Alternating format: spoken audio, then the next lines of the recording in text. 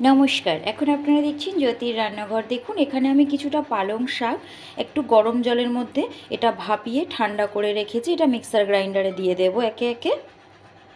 পালং শাক দেওয়ার পর দিয়ে দিলাম আদা বাটা, দিয়ে দেবো এখানে 3টে কাঁচা লঙ্কা। আপনারা আপনাদের ঝাল অনুযায়ী দেবেন, আমাদের একটু এই ঝালটা ভালো লাগে বলে এভাবে দিলাম। মিক্সার গ্রাইন্ডারটা আটকে এটা খুব ভালোভাবে একটা স্মুথ ব্যাটার রেডি করে নেব আমি এবারে। এখানে নিয়েছি 3টে বয়েলড আন্ডা। এখানে দেখুন নিয়েছি আমি বেসন, একটু নুন আর হলুদ দিয়ে যেভাবে আমরা পকোড়া বানানোর জন্য ব্যাটার তৈরি করি সেইভাবে করে নিয়েছি। এবার এটা প্রত্যেকটা ডিমের ওপরে আমি যেভাবে একটায় দিলাম সেইভাবে সবগুলোতে দিয়ে নেব। সবগুলোর গায়ে লাগিয়ে দিয়েছি। চলুন এবার দ্বিতীয় ধাপে। গ্যাসে কড়াই বসিয়ে সাদা তেল দিয়ে দিয়েছি। তেলটা খুব ভালোভাবে গরম হয়ে গেছে। একে একে এবার ডিমগুলো আমি এতে দিয়ে দেব, যেইভাবে পকোড়া ভাজা হয় সেইভাবে। এই সময়টায় কিন্তু খুব আলতো হাতে কাজটা করতে হবে। মিডিয়াম টু হাইতে রেখে আমি ডিমগুলো খুব ভালোভাবে ভেজে নেব। ডিমের নিচের অংশটা ভাজা হয়ে গেছে। দেখুন ওপরের দিকে আমি একটু একটু তেল এইভাবে দিয়েছি বলে বেসনটাও শক্ত হয়ে গেছে। আমি এবার উল্টে দেব এই পিঠটাও ভাজার জন্য। আপনারা চাইলে কিন্তু এটা গোটা ডিম দিয়েও করতে পারেন, তবে এইভাবে করলে একটু বেশি সুস্বাদু হয়ে থাকে এটা। দেখুন একটু আলতো হাতে সময় নিয়ে করলে অসাধারণ টেস্টি একটি ইউনিক রেসিপি পেয়ে যাবেন ঘরে বসেই। ডিমের দেখুন দুটো পিঠই আমি উল্টে পাল্টে লাল লাল করে ভেজে নিয়েছি।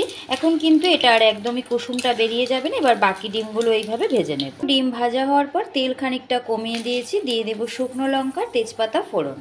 আগে থেকে আমি এখানে পেঁয়াজ কুচিয়ে রেখেছিলাম। দেখুন পেঁয়াজটা এইভাবে একটুখানি চৌকো চৌকো শেপে কাটতে হবে। পেঁয়াজটা একটু নরম হওয়া পর্যন্ত অপেক্ষা করব। খুব চটজলদি হয়ে যায়। আপনারা যদি ভিডিওটি ফুল ওয়াচ করেন তাহলে অবশ্যই বুঝতে পারবেন আমি এখানে কি বানাতে চলেছি। পেঁয়াজটা দেখুন সুন্দর নরম হয়ে গেছে। দিয়ে দেব একটা বড় সাইজের কুচনো টমেটো। টমেটোটা দিয়ে একটু অপেক্ষা করব নরম হওয়া পর্যন্ত। টমেটোটা দেখুন সুন্দর নরম হয়ে গেছে। আমি এখানে একটা মশলা রেডি করেছি। বাটিতে যে বেসনটা ছিল তার মধ্যে দিয়েছি জিরে গুঁড়ো, ধনে গুঁড়ো, 1 চামচ পরিমাণে পেঁয়াজ বাটা, আদা বাটা, আর ওই সামান্য যে বেসনটা ছিল সেটা এর সাথে দিয়ে দিয়েছি। এবারে এই মশলাটা আমি রেডি করেছি, এটা নিয়ে যাব ওখানে। সম্পূর্ণ মশলাটাই পেঁয়াজ আর টমেটোর মধ্যে দিয়ে দেব। চামচে করে 1 চামচ দিয়ে দিলাম রেড চিলি পাউডার। যতক্ষণ পর্যন্ত তেল না ছাড়ছে ভালোভাবে এবার এটা গ্যাসের ফ্লেমটা মিডিয়ামে রেখে কষিয়ে নেব। ফিরে এলাম সম্পূর্ণ আমি এখানে 10 মিনিট পর। দেখুন কালারটাও চেঞ্জ হয়ে গেছে, মশলাটা খুব সুন্দর একটা গন্ধ বেরিয়েছে। এই সময় ঢেলে দেব আগের থেকে পেস্ট করে রাখা এই পালং শাকটা।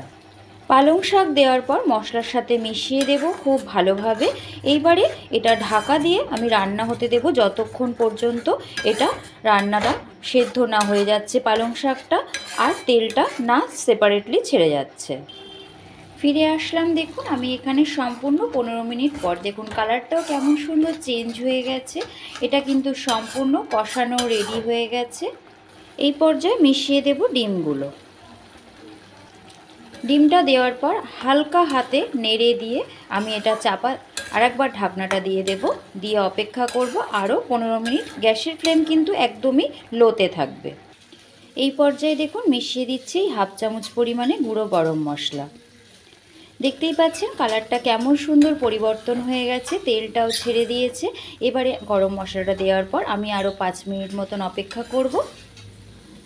সম্পূর্ণ রান্নাটা রেডি হয়ে গেছে। গ্যাসের ফ্লেমটা বন্ধ করে সার্ভ করে দেখাবো। রেডি হয়ে গেল এগ পালক। আপনারা তো অনেকেই পনির পালক, চিকেন পালক খেয়েছেন, তবে এভাবে একটুখানি পালং শাকটা করে দেখুন, একদম স্বাদটা বদল হয়ে যাবে। খেতেও ভীষণ সুস্বাদু হয়, চটজলদি হয়ে যায়। ঘরে বসে এমন সুন্দর একটা রেস্টুরেন্ট স্টাইল খাবার আপনারা পেয়ে যাচ্ছেন। এতক্ষণ ধরে আমার রান্নাঘরের সাথে জুড়ে থাকার জন্য আপনাদের সকলকে অসংখ্য ধন্যবাদ। সকলেই ভালো থাকবেন এবং সুস্থ থাকবেন।